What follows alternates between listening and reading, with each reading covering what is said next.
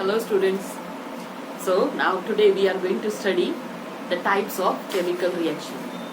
Proceeded with the other two videos which you know very well, that what we have studied in the first chapter up till now. The types of chemical reactions we are going to study.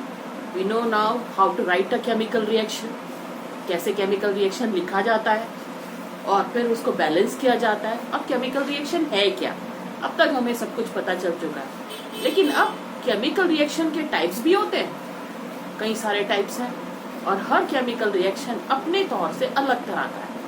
जब हम types बोलते हैं तो chemical reaction मतलब elements और compounds अलग अलग तरह से रिएक्ट करते हैं. जब वो अलग अलग तरह से रिएक्ट करते हैं तो कॉम्बिनेशन भी अलग अलग बनता होगा, चीजें भी अलग अलग बनती होंगी, नई चीज बन के आती है. जब हम कह रहे हैं नई चीज बन के आ रही है तो वो क्या बन के आ रही है, तो उस बेसिस पे हम रिएक्शंस को पढ़ेंगे. और रिएक्शंस कई तरह के होते हैं. सबसे पहला है कि combination reaction, types of chemical reaction, combination reaction. दूसरा होता है डिकम्पोजिशन रिएक्शन और तीसरा डिस्प्लेसमेंट रिएक्शन और लास्ट वाला double displacement reaction. Types of chemical reaction में हम आज 4 टाइप्स के रिएक्शन पढ़ने वाले हैं, जिसमें पहला कॉम्बिनेशन, डिकम्पोजिशन, डिस्प्लेसमेंट और डबल डिस्प्लेसमेंट. अब जब हम कह रहे हैं कि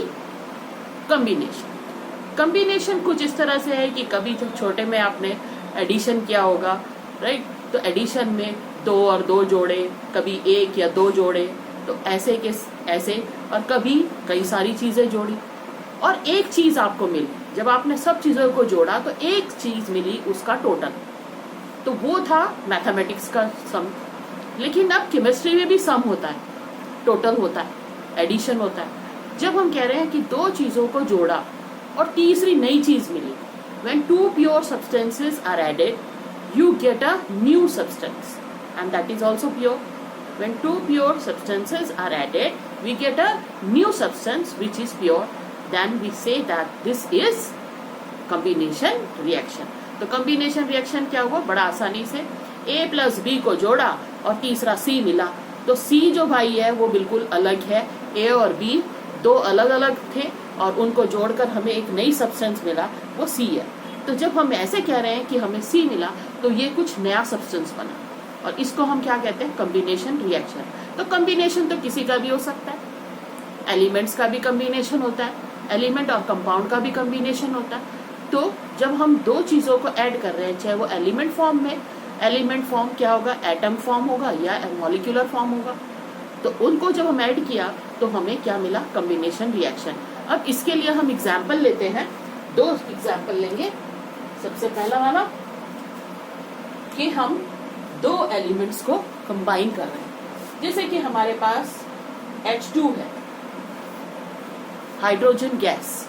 जब हमने हाइड्रोजन गैस को क्लोरीन गैस के साथ ऐड किया, जब हमने हाइड्रोजन गैस को क्लोरीन गैस के साथ ऐड किया तो हमें मिली गैस हाइड्रोक्लोरिक एसिड गैस मिली.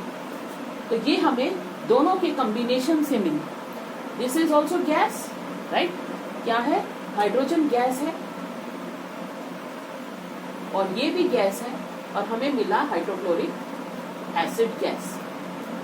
ये 3 चीज कंबाइन, मतलब 2 चीजें जुड़ गई. क्या, ये एलिमेंट है, ये भी एलिमेंट फॉर्म है, बट ये मॉलिक्यूल है, ये भी मॉलिक्यूल है, और जब ऐड किया तो हमें क्या मिला, एक कंपाउंड मिला.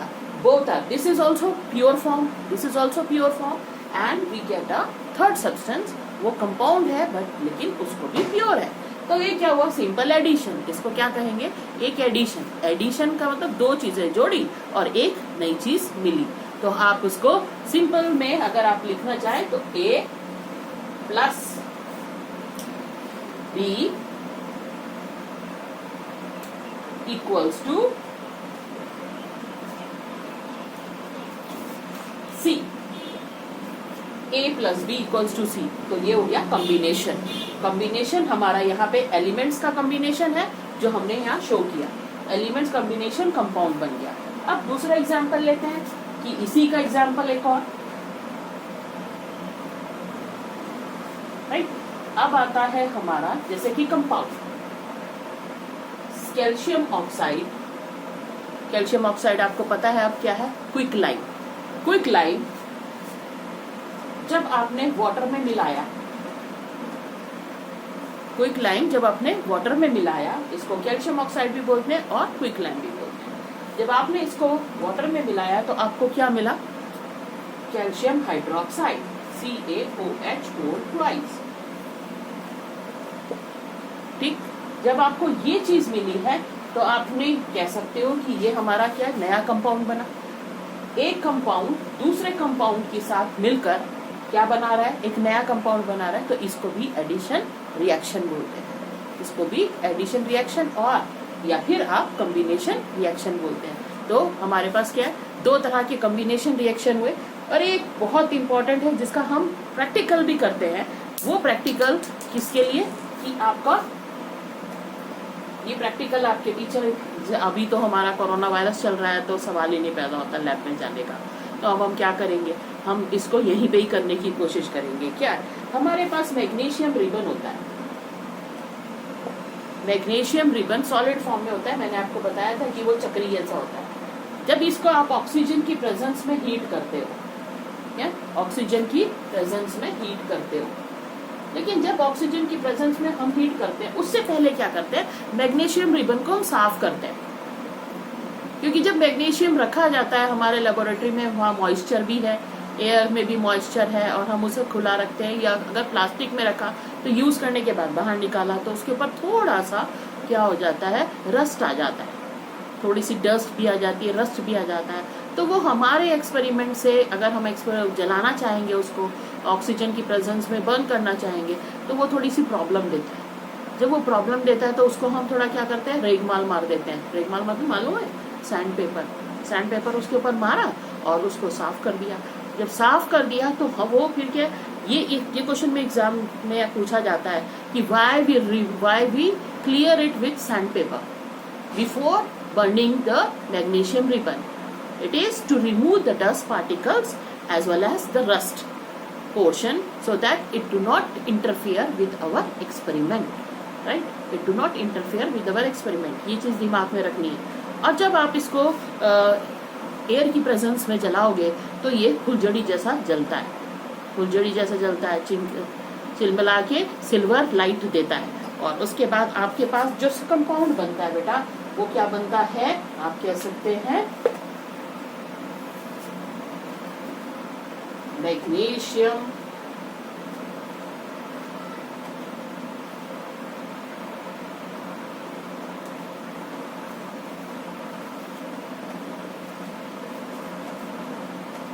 oxide, right?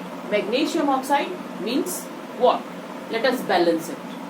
हमेशा जब रिएक्शन को लिख रहे हैं तो उसको हमेशा बैलेंस करने की भी कोशिश करते हैं। कैसे बैलेंस करने की कोशिश करेंगे कि हम नंबर ऑफ एटम्स और एटम्स दोनों साइड पे देखेंगे। जब भी हम रिएक्शन लिखेंगे तो दिमाग में रहना चाहिए कि हमें बैलेंस करना है। बैलेंस करने के लिए आप मैग्नीशियम इधर है और मैग्नीशियम इधर, दोनों तरफ देखेंगे। हाँ, इधर ऑक्सीजन 2 है, इधर ऑक्सीजन 1 है, तो दोनों को बैलेंस करने के लिए सबसे पहले मैंने बोला था आप किस चीज को हैंडल करोगे, बड़े वाले को। तो इसको हैंडल किया हमने, तो इसके आगे क्या लगा दिया, 2, राइट? इसके आगे क्या लगाया आपने, 2। जब आपने 2 लगा दिया तो क्या बैलेंस हो गया, इसको बैलेंस करा आपने। और ये बैलेंस होने के लिए आपके पास यहाँ पे हम 2 लगाएंगे, 2। तो जब 2 लिखा तो इसका मतलब Mg भी क्या 2 हो गया, और इधर Mg जो है Mg 2, ऑक्सीजन 2, इधर ऑक्सीजन 2 है, बैलेंस है। लेकिन ये Mg जो है ये अकेला है, तो इसको हम बैलेंस कर दे, 2 लगा दे। जब इसको आगे 2 लगा दिया तो हमारा बैलेंस हो गया। तो हमेशा जब भी रिएक्शन लिखोगे तो बैलेंस करोगे। तो ये थे आपके किसके एग्जांपल्स, कॉम्बिनेशन के। व्हाट इज कॉम्बिनेशन रिएक्शन, एक बार रिपीट कर लेते हैं। Combination reaction is when you add the elements and element, a pure element with another pure element, you get a new substance which is in the form of compound. It is also a pure substance. Second thing is that you can add compound, pure compound, one compound with another compound and you get a compound, and that is all the compounds are pure forms only. Okay, and do not forget to balance the reaction. कभी भी reaction को balance करना मत भूलिए। तो ये combination reaction हमारा complete हुआ। अब आता है हमारा डिकम्पोजिशन रिएक्शन। जब हम कह रहे हैं कि डिकम्पोजिशन रिएक्शन, तो डिकम्पोजिशन रिएक्शन को भी आप अपने दिमाग में रखेंगे कि हम कैसे बैलेंस करेंगे। डिकम्पोजिशन उल्टा है। किसका उल्टा है? कॉम्बिनेशन का। कॉम्बिनेशन में तो दो चीज मिलकर या तीन चीज मिलकर एक नई चीज बना रही है। अब लेकिन डिकम्पोजिशन में हम उल्टा करेंगे कि एक चीज को दो से ज्यादा फॉर्म में या दो फॉर्म में तोड़ेंगे। तो when you break one compound into two simple forms, when you break a compound into two simple forms, then it is known as decomposition. अब decomposition का हम एग्जाम्पल लेते हैं कि हमारे पास एक सब्सटेंस है। फॉर एग्जाम्पल एक सब्सटेंस है आपका राइट AB, ये एक आपका AB सब्सटेंस है। तो ये ब्रेक हुआ, किसी भी तरह से ब्रेक हो सकता है। ये हीट से ब्रेक हो सकता है या फिर क्योंकि किसी चीज को तोड़ना है तो उनके बीच का बॉन्ड तोड़ना पड़ेगा, मतलब उनके जो बीच की बॉन्डिंग है, उनके बीच में प्यार जो है उसे तोड़ना पड़ेगा। और तोड़ने के लिए ताकत की जरूरत है। ताकत कहाँ से आती है? एनर्जी से आती है। तो इनके बीच में हमें कोई एनर्जी अप्लाई करनी पड़ेगी। तो एनर्जी तो कोई भी हो सकती है, गॉड की भी एनर्जी हो सकती है, दैट इज बाहर से जो एनर्जी आई है ना, तो बाहर से आने वाली एनर्जी सोलर एनर्जी होती है हमारे पास। दूसरी एनर्जी कौन सी होती है? लाइट की एनर्जी है जो हमने डेवलप की है कोल से। और तीसरी चीज क्या है? तीसरी चीज है हीट एनर्जी, जो आप हीट से प्रोड्यूस करते हैं। और हीट को हम यहाँ पे यूज करेंगे सिंबल ट्राइंगल। अब हम इसको हीट, जब हम लिख रहे हैं हीट, हम ट्राइंगल भी लिख सकते हैं या फिर लिख सकते हैं सिंपल हीट। जब आपने हीट लिखा तो इसका मतलब भी आपने एनर्जी दी और ये भी हीट ही का सिंबल। जब ट्राइंगल बनाएगा तो हमें इसको लिखने की जरूरत नहीं है, और जब ये लिखा तो हमें फिर हीट लिख रहे हो तो फिर ट्राइंगल बनाने की जरूरत नहीं है। तो इसका मतलब आपने एक सब्सटेंस है जिसमें A और B है, इसको तोड़ना है आपको A प्लस B में। दो सिंपल सब्सटेंस है, जो ये दो से जुड़ के बना तो ये एक A कंपाउंड साथ में बन गया, कंपाउंड बन गया, और इसको हमने तोड़ा हीट से, राइट। तो जब हमने इसे तोड़ा है तो इसका मतलब हमने डिकम्पोज किया है into simple substances. When we are breaking the substance into simpler substances, then we get a change, that is a new change or chemical reaction, and that reaction is known as decomposition reaction. तो आप आज पढ़ेंगे कितने तरह के decomposition reaction? 3 तरह के decomposition reaction. एक तो होगा थर्मल। जब हम कह रहे हैं थर्मल, तो थर्मल का मतलब हीट से, जो हमें लकड़ी से मिल रही है, राइट। इलेक्ट्रिसिटी से भी मिलती है, हीटर्स आपने सुने होंगे, तो वो भी आपका हीट है। दूसरी चीज है सनलाइट। सनलाइट हमारी जो अर्थ पे आती है वो किस फॉर्म में आती है? फोटॉन्स के फॉर्म में आती है। अगर हम फोटॉन्स को यूज करते हैं किसी भी चीज को तोड़ने के लिए, हम उसको फोटोलिसिस कहते हैं।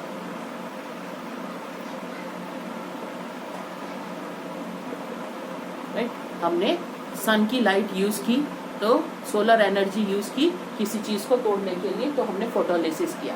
और तीसरी चीज है आपका इलेक्ट्रिसिटी, इलेक्ट्रिकल डिकम्पोजिशन।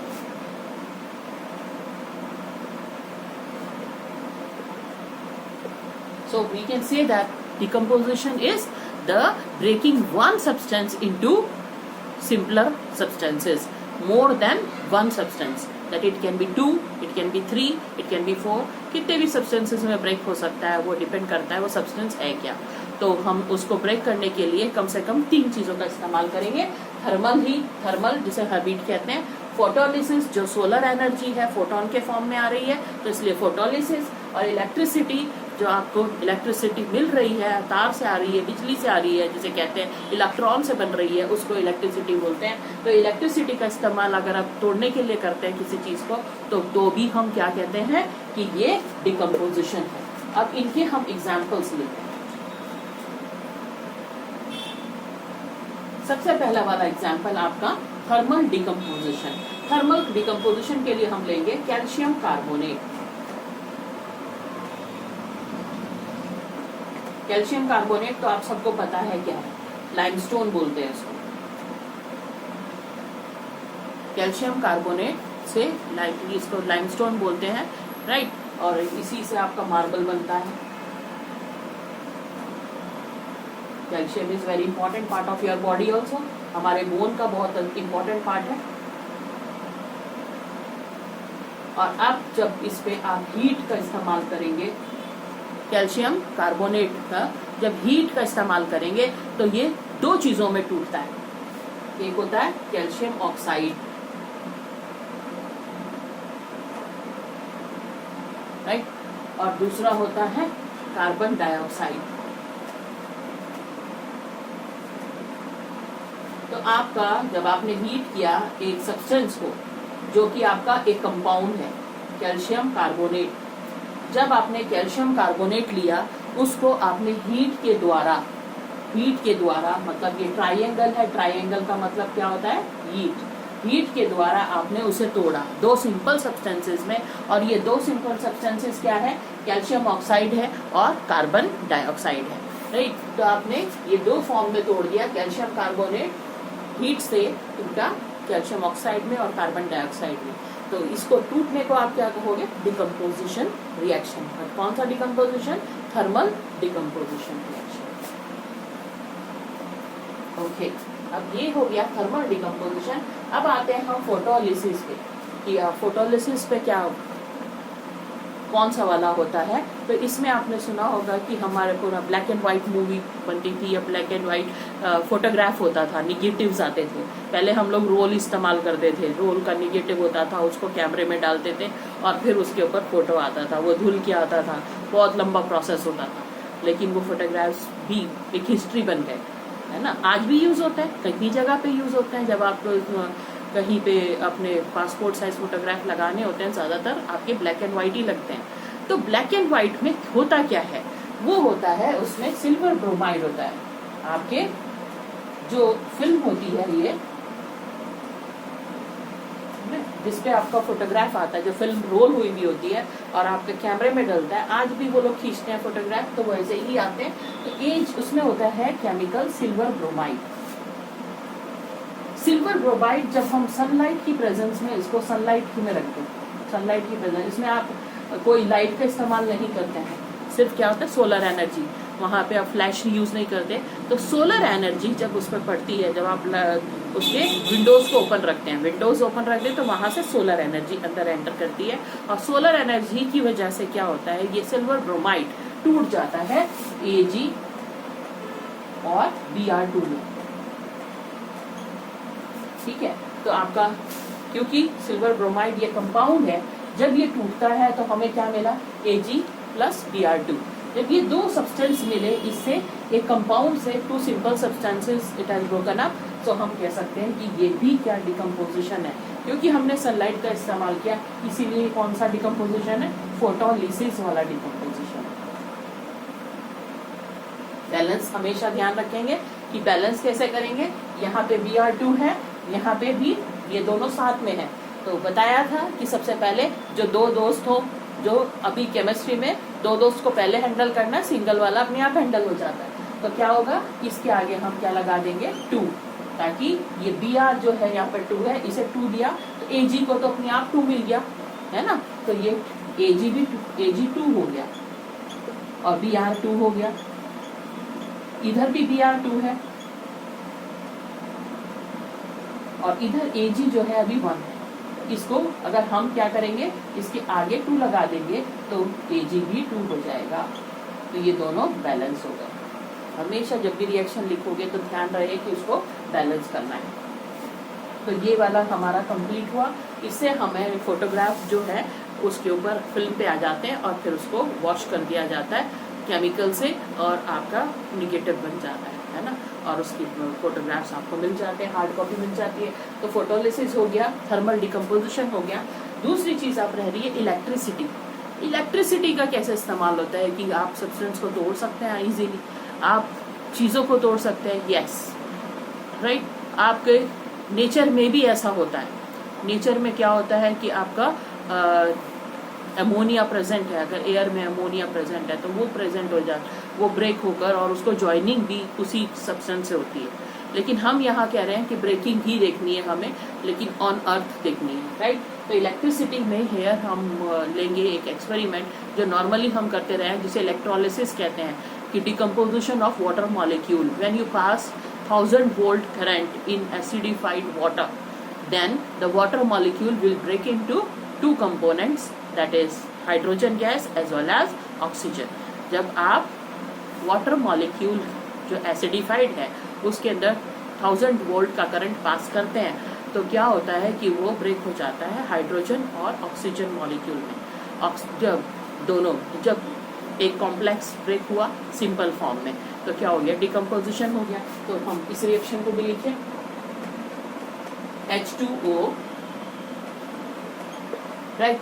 अब इलेक्ट्रिसिटी, यहाँ पे आप लिखेंगे इलेक्ट्रिसिटी, ये आप लिख सकते हैं इलेक्ट्रोलिसिस, बात एक ही है।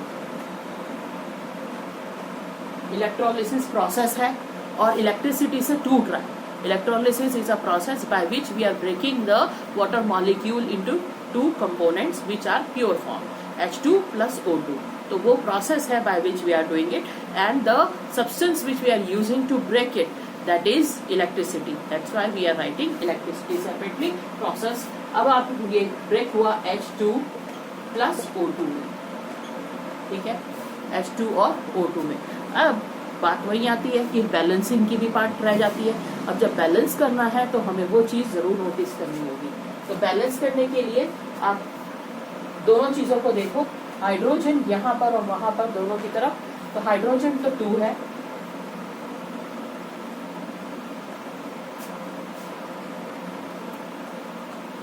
और इधर भी हाइड्रोजन 2 है। ऑक्सीजन क्या है, इधर 1 है और इधर ऑक्सीजन 2 है। तो दोनों तरफ बैलेंस कीजिए। तो पहले इसको बनाओ, ये दोनों साथ में है तो पहले इसको 2 रखा। तो जब यहाँ 2 रखा तो इस हाइड्रोजन का क्या हुआ, पहले इसके पास 2 था, अब 2 और 2 क्या हो गया, जब 2 और 2 मिल जाते हैं तो मल्टीप्लाई होकर दुगने हो जाते हैं। तो ये 2 और 2, 2 और 2 4, तो ये क्या हो गया 2 and 2 4, ठीक है, 2 और 2 4 हो गए। अब यहाँ पे क्या हो गया, ऑक्सीजन को तो 2 मिल गया तो भाई ऑक्सीजन तो बैलेंस हो गया, लेकिन ये हाइड्रोजन रह गया। हाइड्रोजन इधर वाला क्या हो गया, उसके पास तो 2 है अभी तक, तो 2 उसको भी 2 उसने क्या पता की है भाई, तो उसको भी 2 पकड़ा दो, इसको भी 2 दे दिया, अब इसके पास भी 2 into 2 कितने हो गए 4। तो अब इधर भी बैलेंस और इधर भी बैलेंस, तो reaction complete.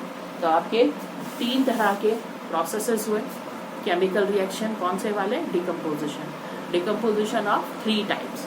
So we can break the substance into 2 simpler forms by the help of heat, electricity and the sun energy, that is photons, by photolysis.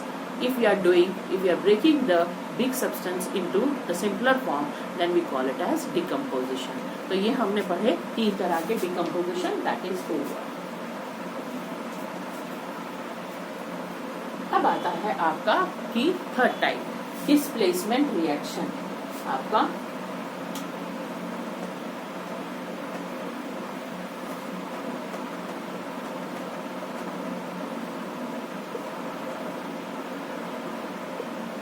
Displacement. अब आप जब हम बोल रहे हैं डिस्प्लेसमेंट का मतलब है कि जो ताकतवर है वो कमजोर को हटा देता है। कहीं भी देखो, पॉलिटिक्स में देखो, आम जिंदगी में देखो, है ना, जो ताकतवर है वही सरवाइव करता है। नेचर का भी लॉ है, जंगल में भी जो ताकतवर है वही राजा है, और नहीं तो सारी प्रजा है ना। अब ये वाली बात हुई, तो अगर ये ऐसी बात है कि सारी प्रजा है तो हम तो प्रजा है भाई, सब राजा है, राजा जी मोदी जी है ना, तो मोदी जी को राजा जी रहने दो। अब आते हैं डिस्प्लेसमेंट, तो हम राइट, तो वो कितनों को हटा कर बैठे हैं ऊपर, तो अब वो उनका डिस्प्लेसमेंट है, पावर है उनके पास तो वो इसीलिए बैठ गए। ताकत किसकी, पावर किसकी है, वोट की पावर है तो वहाँ बैठे, है ना। और किसी के पास ज्यादा पावर होगी तो वो हट जाएंगे। तो इसी तरह से पावर ही आदमी को डिस्प्लेस करती है। तो एलिमेंट्स में भी ऐसे हैं, कुछ बहुत पावरफुल है और कुछ क्या कमजोर है। जो पावरफुल है वो कमजोर को हटा देता है। तो जहाँ पे एक पावरफुल दूसरे कमजोर को हटा देता है उसके कंपाउंड में से, तो आप उस या फिर मॉलिक्यूल में से हटा देता है, तो तब उसको हम क्या कहते हैं, डिस्प्लेसमेंट रिएक्शन। आपने डिस्प्लेसमेंट रिएक्शन सिंपल सा है, और हम इधर देखेंगे कि थोड़ा बहुत आपने डिस्प्लेसमेंट रिएक्शन के बारे में कब पढ़ा, छोटी क्लासेस में भी पढ़ा है, ऐसी बात नहीं है कि हमने नहीं पढ़ा displacement reaction.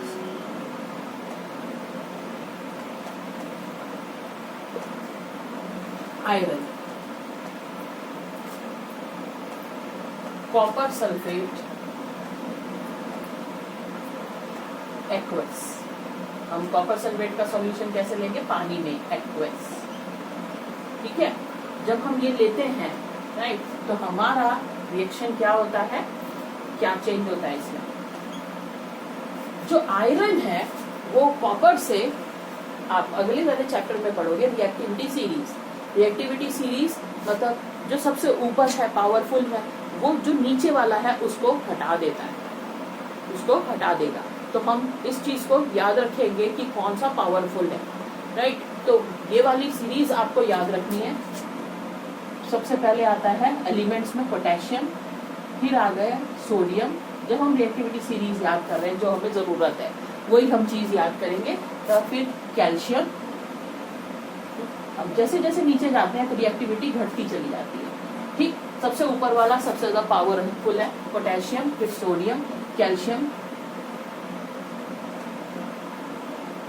Zinc, aluminium, iron, lead, tin, then hydrogen, copper, mercury, then Ag silver. अब यहाँ जगह नहीं तो यहाँ बना लेते हैं Au एंड प्लेटिनम। तो आप यहाँ तक याद रख सकते हैं।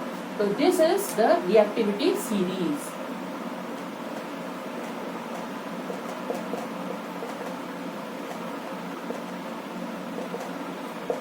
As we go down, the reactivity decreases। एक और चीज, और जो हाइड्रोजन से ऊपर हैं, जितने भी एलिमेंट्स हाइड्रोजन से ऊपर है, ये सारे के सारे मेटल्स हैं। हाइड्रोजन से जो ऊपर है वो सारे के सारे हाइड्रोजन को डिस्प्लेस कर देंगे।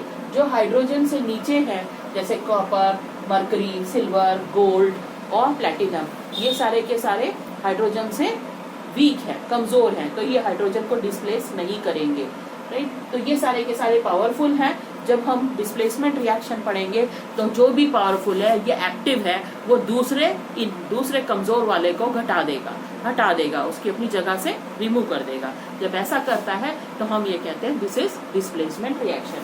तो हमारे पास एक रिएक्शन आ गया सामने, कौन सा वाला, Fe प्लस CuSO4 आपने लिया CuSO4 की फॉर्म में, क्योंकि कभी भी ड्राई कंडीशन में रिएक्शन नहीं होता है। हमेशा याद रखना है कि कैसे रिएक्शन होता है। रिएक्शन हमेशा जब आप उसका एक्वस सॉल्यूशन में करते हो तभी रिएक्शन होता है, ड्राई में कभी भी नहीं होगा, because molecule should move to displace something, okay, displace another substance. So active will be removed from there and the inactive will be removed and the active will take place of the inactive matter, right? So हम यहाँ पे आपका copper ये देखिए, यहाँ पे copper hydrogen से नीचे है, और आयरन कहाँ है, आयरन ऊपर है। कितने ऊपर है, बहुत ऊपर है, यहाँ से यहाँ।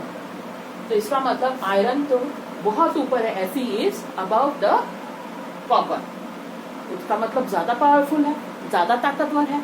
जब ये ज्यादा ताकतवर है तो इसका मतलब इसको हटा सकता है, कॉपर को हटा सकता है। अब यहाँ पे कॉपर का, अभी जब ये हमने बनाया कॉपर सल्फेट सॉल्यूशन, तो ये था ब्लू कलर का सॉल्यूशन।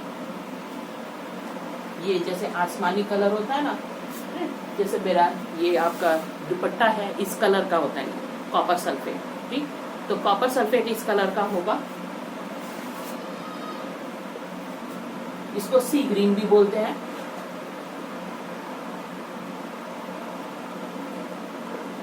लेकिन लेकिन नॉर्मल लैंग्वेज में हम उसको ब्लूइश कलर बोलेंगे। ये ब्लूइश कलर का एक पिंज है, ठीक है।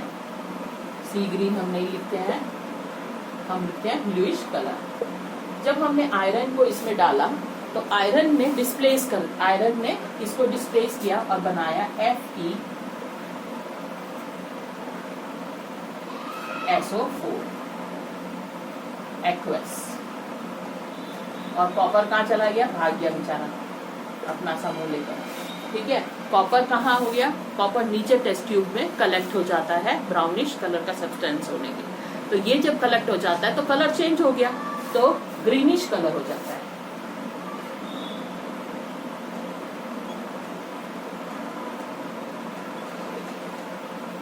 ये हो गया ग्रीनिश कलर। जब ग्रीनिश कलर हो गया मतलब change of colour is there. तो व्हेन दिस इज सो, तो हम ये कह सकते हैं कि copper is displace, copper substance will be collected in the test tube down, और ग्रीनिश कलर चेंज हो गया तो आप कह सकते हैं डिस्प्लेसमेंट हो गया। Change of colour will tell you the displacement has taken place. तो जो ज्यादा एक्टिव है वो लेस एक्टिव को हटा के अपनी जगह बना लेता है, इसको हम डिस्प्लेसमेंट रिएक्शन कहते हैं। और क्योंकि एक ही चीज हट रही है तो हम इसे सिंगल डिस्प्लेसमेंट भी कह सकते हैं। दूसरा हम ले लेते हैं कोई और सब्सटेंस। हमारे पास ZnSO4 है, एक्वस सॉल्यूशन, ठीक। अब इसके ऊपर हम लेंगे कि आपके पास यहाँ पे क्या है, मैग्नीशियम आ गया। अब आप देखिए मैग्नीशियम जो है जिंक के ऊपर है, तो इस हिसाब से मैग्नीशियम भी ज्यादा पावरफुल है जिंक से, लेकिन दोनों का सॉल्यूशन व्हाइट ही होता है, ज्यादा चेंज नहीं होता कलर में। तो इसलिए आपको बट थोड़ा डल कलर चेंज हो जाता है, जैसे पानी का कलर थोड़ा डल हो गया तो आप उससे पता लगा सकते हो कि जिंक सल्फेट थोड़ा सा चेंज हुआ है कलर में।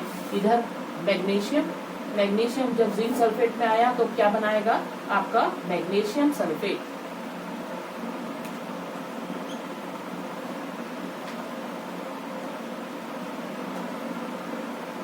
मैग्नीशियम सल्फेट MgSO4 ऐसा ही रहा, प्लस आपका जिंक आपका अलग चला गया, क्योंकि जिंक को किसने बाहर कर दिया? मैग्नीशियम ने बाहर कर दिया, इसलिए डिस्प्लेसमेंट हो गया, राइट। और यहाँ पे भी आप एक्वस ही लिखेंगे। तो जब एक चीज रिमूव हो गई, यहाँ से ये आया और ये बाहर चला गया, राइट, इसको फेंक दिया बाहर जा रहा है, ये बाहर अलग हो गया, तो इसको क्या कहेंगे आप? Single displacement reaction. तो change of colour can also be, यहाँ पे डल कलर चेंज होता है तो इसलिए आप इसको बोलेंगे reaction has taken place and that was a single displacement reaction. अब आता है डबल डिस्प्लेसमेंट। डबल डिस्प्लेसमेंट में क्या होता है कि आपके दो cations, when you take the two different compounds, the two different compounds of both of the compounds, cations will exchange their radicals. When they are changing, the radicals are exchanging or cations are exchanged, then we say that it is a double displacement has taken place, right? तो हम लेते हैं Na2SO4 sodium sulphate,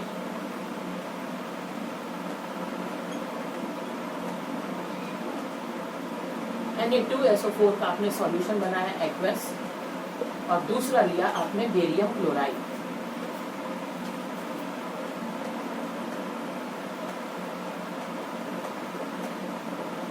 ये भी aqueous, दोनों को आपने पानी में बनाया, ठीक है।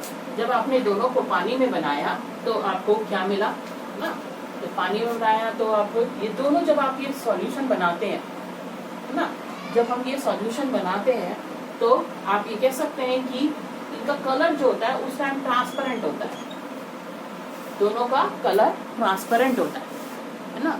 जो जैसे पानी में ग्लास में पानी होता है, बिल्कुल ऐसा ही, जैसे आपने नमक डाला तो थोड़ा बहुत चेंज हो जाता है कलर, लेकिन इनके डालने से कलर कोई चेंज नहीं होता, दोनों ऐसे लगते हैं जैसे पानी है फिलहाल। तो दोनों को अलग अलग टेस्ट ट्यूब में लिया आपने। जब ये दोनों को टेस्ट ट्यूब में लिया तो अब आपका रिएक्शन क्या हुआ है ना, तो इसमें हमने रिएक्शन देखना है कि रिएक्शन क्या हुआ। सोडियम, मैंने बोला कि दो कंपाउंड्स के आयंस आपस में कैटायंस एक्सचेंज करेंगे, तो मतलब ये एक कैटायन है और ये एक कैटायन है, दोनों आपस में एक्सचेंज करेंगे, आयंस को एक्सचेंज करेंगे, ये यहाँ आएगा और ये यहाँ आएगा। जब ये दोनों आपस में एक्सचेंज करेंगे एक दूसरे से, तो हम ये कह सकते हैं ये वाला रिएक्शन, क्योंकि दो चीजें डिस्प्लेस हो रही है तो इसलिए डबल डिस्प्लेसमेंट रिएक्शन बोलेंगे। क्या बोलेंगे? डबल डिस्प्लेसमेंट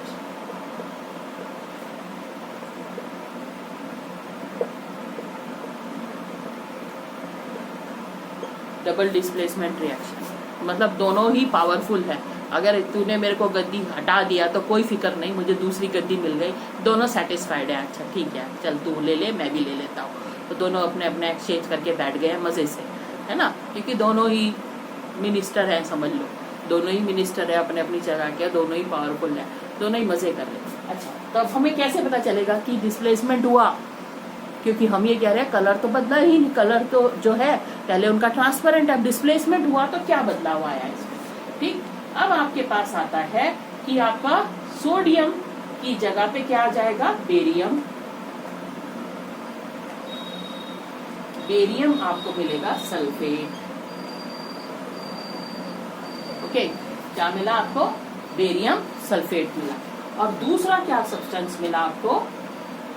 दूसरा सब्सटेंस हमें क्या मिला? ये Na इसके साथ आ जाएगा, तो इसका मतलब Na को हम इसी का कलर देते हैं Na, और इसके साथ मिल गया Cl। ठीक है, तो ये सोडियम यहाँ पे आ गया और ये बेरियम उसकी जगह चला गया। जैसे ही बेरियम सल्फेट आए, क्योंकि वहां एक्वस था, तो हमें दोनों के पास क्या लिखना पड़ेगा? एक्वस। ये भी एक्वस। रिएक्शन हमेशा लिक्विड फॉर्म में ही हो रहा है, एक्वस में हो रहा है। तो जब ये बना, बेरियम सल्फेट बना, तो क्या कलर बिल्कुल चेंज हो जाता है, बिल्कुल ऐसा जैसे दूध। आपने दो चीजों को मिक्स कर दिया और दूध क्या थोड़ा सा गाढ़ा हो गया, अच्छा वाला दूध, गाढ़ा वाला दूध बन गया। तो ये आपका, और उसको इनसॉल्युबल सब्सटेंस जब ये बनता है तो हम उसको कहते हैं it is an insoluble substance form. थोड़ा सा और गाढ़ा, मतलब थोड़ा सा फटने वाला दूध जो होता है ना, जो गाढ़ा सा हो जाता है, वो वाला हो जाता है। तो it will form insoluble substance, and that insoluble substance which will be white in colour. कहाँ वो पानी जैसा था और दोनों को मिक्स करके क्या हो गया? बिल्कुल फटा हुआ दूध जैसा हो जाता है। तो आप उसको कहते हैं कि इट इज प्रेसिपिटेट्स। तो क्या बनते हैं? प्रेसिपिटेट्स बनते हैं। सफेद कलर के प्रेसिपिटेट बने, व्हाइट प्रेसिपिटेट्स।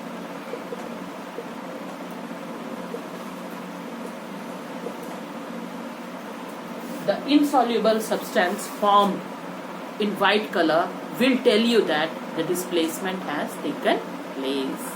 क्या हो गया? डिस्प्लेसमेंट हो गया, एक ने दूसरे से गद्दी एक्सचेंज कर ली, और इसको हम क्या कहेंगे? डिस्प्लेसमेंट हुआ। तो ये हो गया बेरियम सल्फेट और सोडियम क्लोराइड। अब क्या बात चीज रह गई? इसका बैलेंसिंग पोर्शन तो रह गया। आप ये देखो कि यहाँ पे हमारे पास क्या था? सोडियम सल्फेट और आपका बेरियम क्लोराइड। ठीक, जब सोडियम सल्फेट और बेरियम क्लोराइड है, तो ये चीज आपको देखने की बैलेंसिंग कैसे करनी है भाई? बेरियम क्लोराइड और सोडियम सल्फेट। तो बेरियम क्लोराइड का आपका बेरियम सल्फेट बन गया। तो यहाँ पे आपका सारी चीजें डबल डिस्प्लेसमेंट रिएक्शन है, तो बैलेंसिंग पहले इंपॉर्टेंट है हमारे लिए। सोडियम हमारा इधर कितना है? 2, S कितना है? 1, ऑक्सीजन कितना है? 4, और इधर भी देख लीजिए, बेरियम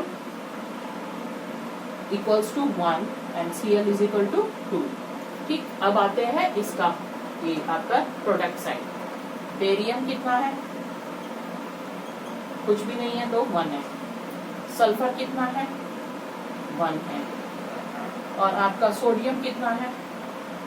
1 है। ठीक, ऑक्सीजन कितना है? 4 है, कोई बात नहीं, 4 है। और क्लोरीन कितना है? 1 है। तो हमें क्या बैलेंस करना है?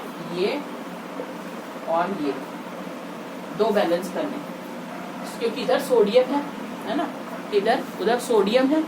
आप ये देख सकते हो कि यहाँ पे आ गया सोडियम 2 और इधर sodium 1, sulphur 1, sulphur 1, oxygen 4, oxygen 4, और बेरियम 1, बेरियम 1, तो क्लोरीन 2, यहाँ पे Cl2। तो हमें बैलेंस किया करना है ये वाला और ये वाला। तो सिंपल है, इधर तो हमारे पास सारे ही जोड़े हैं, हम कोई ऐसा तो देख नहीं सकते कि भाई ये सिंगल वाले को पहले पकड़ लो, तो हमें पहले क्या करना पड़ेगा, डबल वाले को ही पकड़ना पड़ेगा।